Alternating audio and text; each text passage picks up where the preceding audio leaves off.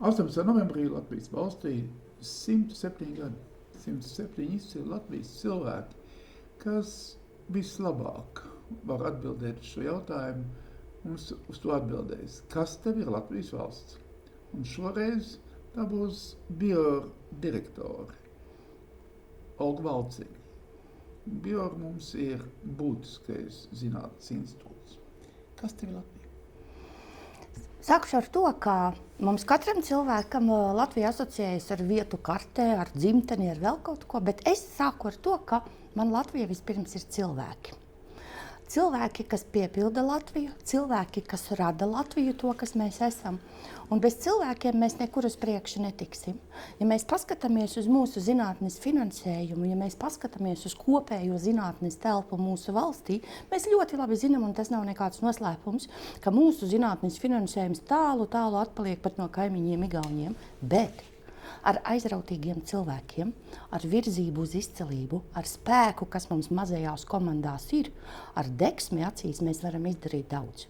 Mums ir starptautiski pētījumi faktiski visās jomās. Ja mēs runājam par biosensoriem, par genomiku, ja mēs runājam par biomateriāliem, ja mēs runājam par to, ko dara mūsu institūtā cilvēki, tikai ar aizrautību to var izdarīt.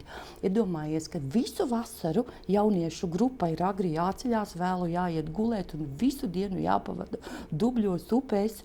Labs laiks vai slikts laiks ir jāvāc dati, lai saprastu, kas notiek ar mūsu vidi.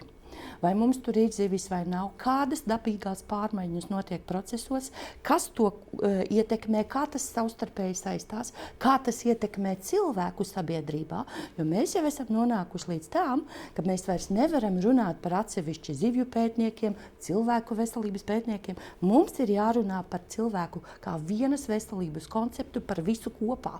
Un mums ir jāsaprot, cik daudz cilvēks ēd zivis, kādas vielas viņš uzņem ar zivīm, kādus augus cilvēks lieto, kādus uztura bagātinātājus, kā viņš sporto, kā viņš kustās, kādi viņam ir kaitīgie ieradumi. Mēs nonākam līdz notekūdeņiem, ko cilvēks izdala ar savu dzīvības procesiem, ne tikai ar to, ko viņš iet toaletē, bet arī ar veļas mazgāšanu, ar dažādiem saimnieciskiem paradumiem. Un iedomājies, ka tikai pētot sadzīves notekūdeņus pilsētās, mēs jau varam novērtēt visas sabiedrības narkotiku lietošanas paradumus, alkohola lietošanas apjomus. Ļoti labi var redzēt, kad ir svētki, kad ir pīķis alkohola lietošanai pāris dienas svētku laikā. To visu var redzēt notekūdeņos un vairs nav jātaisa lieli intensīvi pētījumi. Jāanketē cilvēkus, jāprasa, ko un cik dzēri, tas viss ir redzams notekūdeņos. Ja mēs turklāt pieliekam uzturu, ja mēs turklāt pieliekam citus paradumus, mēs jau redzam vienotu bildi, mēs varam prognozēt jaunās slimības, mēs redzam jaunās lietas, kas ir svarīgas katram no cilvēkiem, un mēs jau redzam cilvēku kā vienu veselumu, kā vienu tādu vienību, ar kuru tad tālāk strādāt. Mums vēl ir daudz mājas darbu Latvijā, mēs neesam tādu vissvarīgāko mājas darbu izdarījuši, mēs neesam kopā nodefinējuši sanāko kopā visām nozarēm, lēmuma pieņēmējiem, zinātniekiem. Tāds mājas darbs saucās pētījumu vajadzību identifikācija. Tas, kas mums vēl trūkst. Ja mēs līdz tam izaugtu, mēs redzētu tos caurumus, kas mums traucē lēmuma pieņemšanai, zinātnes attīstībai, kas traucē precīzijas medicīnai, lai mēs cilvēku ārstētu personalizēti un precīzi. Tajā brīdī mēs jau sākam saskatīt to, kādu labumu mums nes gan zinātne, ko iegūst katrs cilvēks, katrs indivīds. Ja mēs runājam par tevi un mani, lai mēs saprastu, kāds man būs no tā labums, no tā, ka Latvijā ir zinātne, medicīna, sabiedrības veselība un pat televīzija. To visu var salikt kopā, redzot vienu veselību, vienu konceptu, kur viss kopā ir viens vesels. Vai tu vienu veselību galvenokārt skaties kā uz ārstu, veterināru ārstu vai arī, teiksim, biologus, lauku? Vai tu arī to puķi un to labības lauku arī redz vienā veselībā? Vienā veselībā nevar redzēt tikai veterināru ārstu vai tikai cilvēku ārstu. Viena veselība šobrīd mūsdienās ir pilnīgi multidisciplināra un neko nevar izraut ārā. Jo tajā brīdī, kad Latvija iestājās Eiropas Savienībā, tas bija jauns koncepts no lauka līdz galdam, ka pārtikas drošība ir ne tikai tas, ko mēs apēdam, bet tas, kas izauga uz lauka. Ja mēs runājam par graudu audzēšanu, kādas vielas papildus tiek lietotas, pesticīdi un ķimikāli un insekticīdi, pret nezālēm, ko lieto, tas viss nonāk agri vai vēlu līdz cilvēkam. Tā ka viena veselība ir gan puķa, gan augs, gan zivs upē, gan cilvēka veselība, pat iespējams pat radioloģija, kas nosaka to visu diagnozi. Tas viss iet kopā vienā veselībā. Vairs nevar atraut vienu profesiju atsevišķi. Izstāst man par to otru sadaļu, ko tu vēlējies paust, kad cilvēks nevienmēr ir absolūti vesels, laimīgs un barošs. Viņam dažreiz jāsaskarās ar problēmām. Jā. Dzīve man piespēlēja interesantu, kā es saku, hobiju 2017. gadā, un es sāku interesēties plašāk par onkoloģiju kopā ar domu biedru grupu.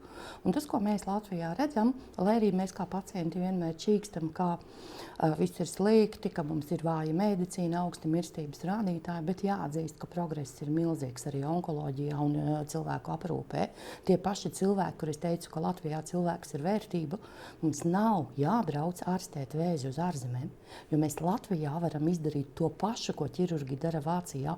Mūsu ķirurgi var izdarīt tikpat labi, ja ne vēl labāk, ko dara ķirurgi Vācijā. Pēc tā nav jābrauc uz ārzemēm. Mums ir pieejamas visas tās pašas zāles, kas ir pieejamas Eiropas Savienībā.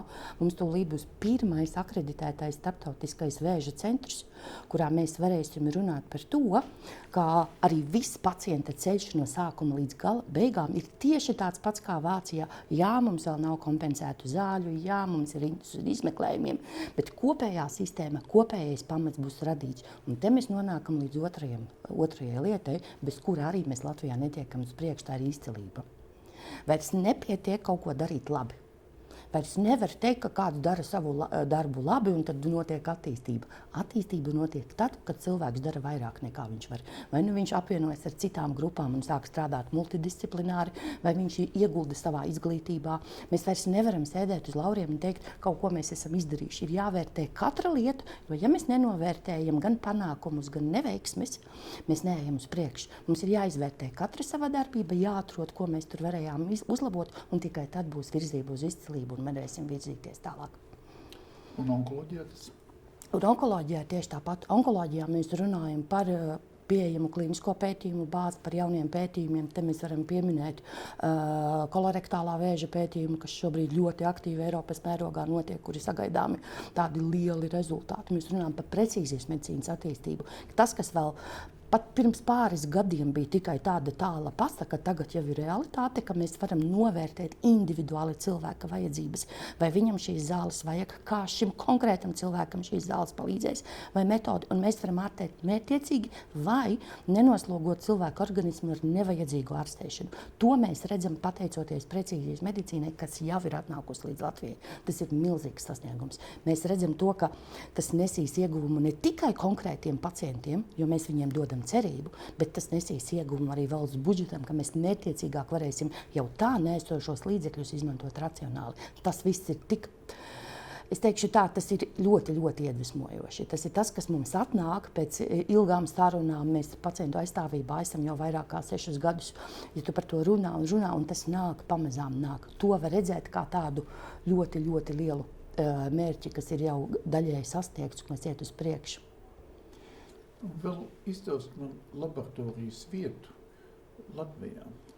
Laboratorija kā struktūra, kas nosaka diagnozi ne tikai cilvēkiem, bet arī plašāk. Laboratorija ir sarežģīta tēma. Laboratorijā daudziem šķiet, ka laboratorija ir tāda CSI lieta, kur iebāz parauga gabaliņu un otrā galā iznāk pilna analīze ārā. Bet, protams, ka laboratorija ir ārkārtīgi nozīmīgs palīga instruments. Un laboratorija metodes šajos gados arī ir tik ļoti izmainījušās, ka mēs varam mērīt precīzāk, labāk, ātrāk, dziļāk un rūpīgāk. Tie parametri, par kuriem mēs nemaz nezinājām, ka viņi var būt svarīgi, tagad ir izmērāmi un nosakāmi. Bez laboratorijas nav nosakāma neviena diagnoze ne cilvēkam, ne dzīvniekam, ne augiem. Pat mērot zivju populāciju ir jāmēra svars, ir jānosaka zivs vecums, ko dara jau tādā pielāgotā laboratorijā. Laboratorija ir pamats. Tur neko nevar ne pielikt, ne atņemt. Un tad pasaka Latvijai vēlējumu vēl.